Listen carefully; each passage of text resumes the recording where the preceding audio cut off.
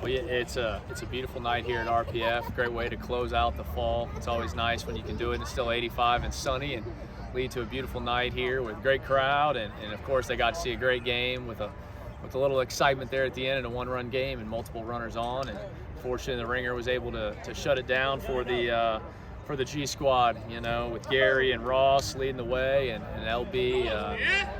Obviously, the team did a great job. And Lance Gardner winning the MVP, hitting 2 jacks and catching multiple balls on some tough pop-ups, tough sky.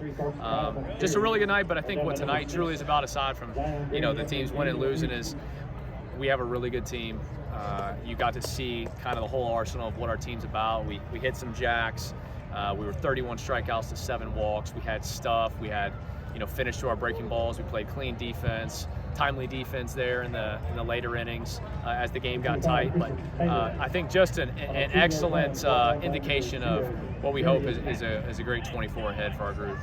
And I know you talked a little bit about Lance there. Go a little bit more in depth about what he kind of means for this program, and to have him, hit 2 dingers right there in this ball game. What's that like? Well, you're really happy for Lance, right? Like he obviously had some ups and downs during the season, had some big moments that he was a part of last year. There's been times where, the bat hadn't been what he wanted this fall after having a really good summer, going out and actually competing and playing, as you hope guys do. And he did that, had some struggles, but has been just premier defensively. He's won the yellow shirt like 3 times in the last 3 weeks.